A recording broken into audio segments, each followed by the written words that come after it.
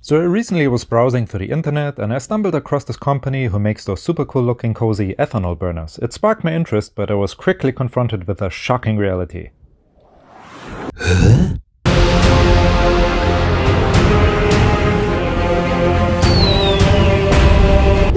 Unbelievable 1,591 Canadian dollar. Yes, you heard that right. Now that took some special effort to reset my brain and to recover from the shock.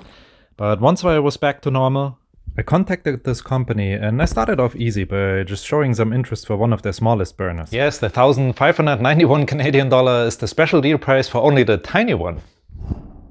And I also let them know about a couple confusing and misleading mistakes on their webpage, like the 2 different dimensions and 2 different fuel capacities in the description of one and the same product.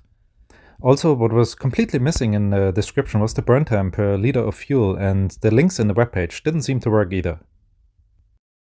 They got back to me on the same day with a very friendly email. Now it was time to ask a couple more difficult questions. Like, why are those burners so darn expensive? Is there something beyond a stainless steel container that just can hold ethanol? Some crazy design or some futuristic technology that justifies the price tag? And how about your proud claims of not producing any harmful toxins or chemicals? After all, a study from 2014 from the Fraunhofer Institute has proven that ethanol burners are, in fact, harmful. Now, what's your take on that? Have you changed your design, or did you come up with something different after 2014? So I ask all of those questions and more in an email, and I thank for their patience, because this is more than what a normal customer probably would ask them, and this is what I got. Well, not a big deal, we all forgot to answer an email, so I just sent them a quick reminder. Hey, I'm not sure if you got the email, but I really would appreciate an answer.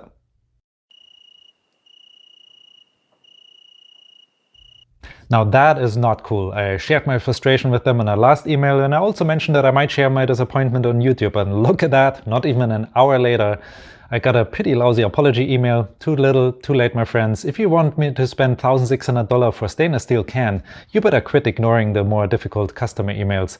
Sometimes it just takes more than 30 seconds of effort to make a sale. Those are just my 2 cents to it. I'll let you guys decide what you think about it, but this company's silence spoke volumes to me.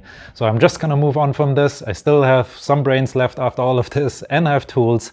And you know what? I think we really can build our own. Alright, so I just went to my garage and I gathered a whole bunch of materials. I hope this will be enough to build a little burner. Let's start over here. We have a piece of 2-inch wide square tubing with a wall thickness of 1/8 of an inch. We got the scrap piece of steel plate, also with a thickness of 1/8 of an inch, and a 5mm steel rod here. Then we need a piece of scrap plywood, 10 by 10 inch by 1/2 inch.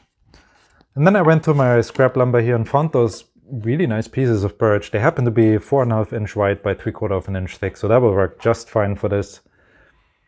Then I went in our driveway and stole 2 scoops of gravel. Nobody will notice that. And we also need some high heat ceramic fiber insulation. This was collecting dust since years now. It's from a previous project, so I'm really glad I get to use this up. You can get this very easily on Amazon if you wanna. And I recently restored a wood stove, so I have tons of this high heat paint left. You can get this stuff in smaller cans for under $10 in every hardware store. And last but not least, we need just some basic wood stain and some varnish. Now I'm quite aware that not everyone has all of those scrap pieces kicking around in their garage, but even if you would buy every single piece here, this would be still the fraction of a cost of an ethanol burner that big companies would sell you online. So it's definitely worth it. Now let's get the woodworking part out of the way first, because the varnish will take a while to dry. I'm going to keep this part short because there really isn't that much to it. The goal is just to build a small box that contains everything. I started by cutting a groove in my stock material with multiple passes on a table saw, and then I broke them down in 4 equal pieces on a miter saw. Now those 4 pieces are going to be the wall of my box, and the plywood will sit in the groove and act as my bottom. Now after the glue up, I used a 3/8 of an inch round over bit on the outer edges of the box. Then I did a little bit of sanding, applied my dark ebony stain, topped with multiple coats of oil-based Varathane, and there you have it. As I said, pretty straightforward and not much to it. Now let's move on to the metalwork. First, I had to cut down my square tubing. I really only needed just under 4 inch, so I chopped that off. And then I cut out the bottom from my scrap steel sheet. Now once that was all cut and cleaned, I placed the tubing on it in a 45-degree angle and marked the location for a couple holes that I drilled right after on the drill press. Now it was time for the first weld. It is super important that you have a clean and tight weld. I tested it with water and it was leaking through a couple pinholes, so I had to go back at it a couple times, but I got it eventually. So on a random note here, people get really upset when you use tools and videos that they don't have in their garage because they can't afford it and are jealous. And I'm predicting that I will get those comments here because I used a welder, but you have to understand, I'm just using a flux core welder, nothing fancy here. You can get those units for under $200 Canadian, so just keep that in mind. Alright, so this plate here is going to be the top, and as you can see I just scored some lines here. That will help me to bend the edges. The plan is to create sort of a box, and this way I don't have to weld on flat steel all the way around, but instead I just have to weld the corners. It is much less work and a lot cleaner this way. So this steel box or steel tray will help to contain the fuel in case I spill a little bit. Here I was just marking where the hole had to be and how wide I wanted it to be before I moved on to the drill press first, just to give me a starting point. And then I used a jigsaw to cut out a little square. At first I wasn't sure how well this would work, but with a Bosch metal cutting blade this really was a breeze.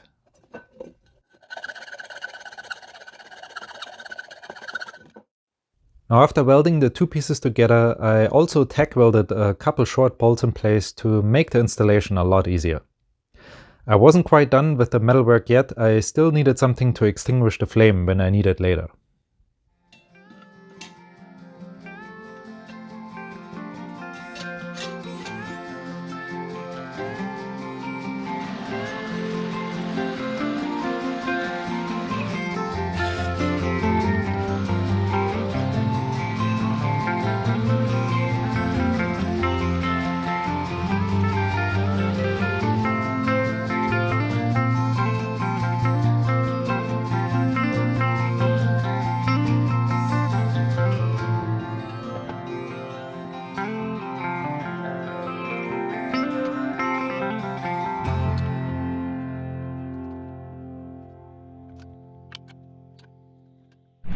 Alright, so we're getting really close to finish this up. Since this is going to be an open flame, there are of course a certain amount of risk involved. And one of the biggest dangers, especially with those tabletop versions, is that you accidentally could kick it over and start a fire.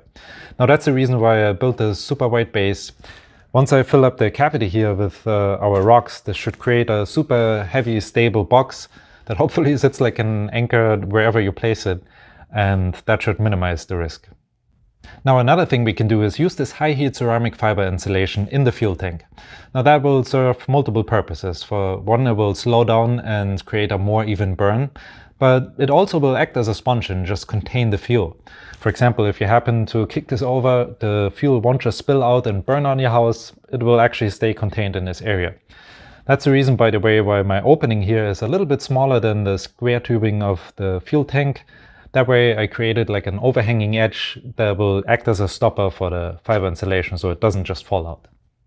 I had to be very gentle with cutting the insulation as well as with putting it in there. If you compact it too much, it will be too dense to soak up the fuel efficiently. So as fluffy as it is, as better it will work. As fuel, I'm going to use isopropyl alcohol. Despite what many people think, it's not the same as ethanol. They're both very similar and both of them are in a group of alcohols, but the molecular structure of isopropyl alcohol has one more carbon and two more hydrogen atoms. Now isopropyl alcohol is the better disinfectant, but on the other hand ethanol is a bit more effective as fuel and I would use it, but I couldn't get my hands on it so spontaneously. Now, according to the internet, isopropyl alcohol works just fine for stuff like this, especially if you pick the 91% over the 70% alcohol, but we will see.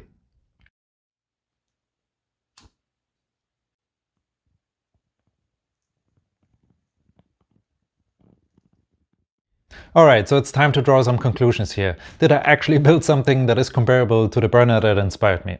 Well, the answer is a very clear no.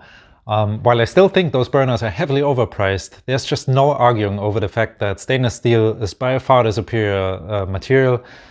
Mild steel is just what I had laying around and I know how to work with it, but it wouldn't be very good for outdoor use. I would get problems with corrosion pretty quick. Now, besides that, if we look at the flame, it's a pretty small flame, which I don't really mind because it doesn't take up much fuel. But we are comparing now apples to bananas. This burner with 3-liter fuel capacity is just a totally different animal.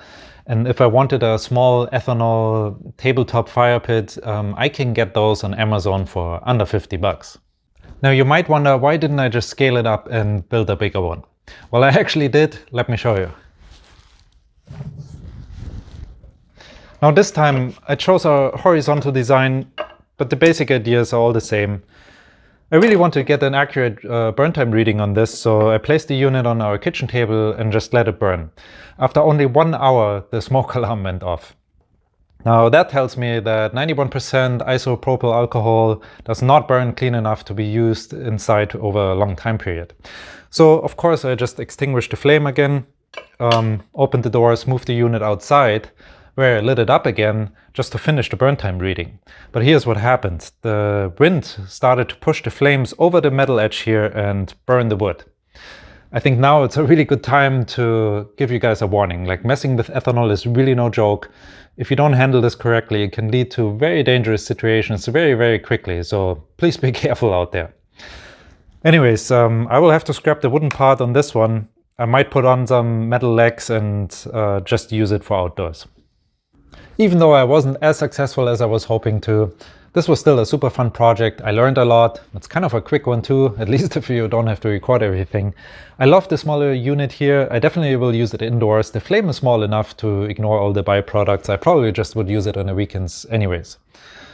Now, if you happen to be one of those guys who owns one of those fancy stainless steel burners, I would love to hear from you in the comment section. Now, I hope you enjoyed this video. Please be careful out there when you play with fire, my friends, and I will see you on the next one. Oh, look at this. The burner can heat 1054 square foot. Alright, well, my house is bigger than that, so I would need 2. I wonder how much the fuel would cost for 24 hours.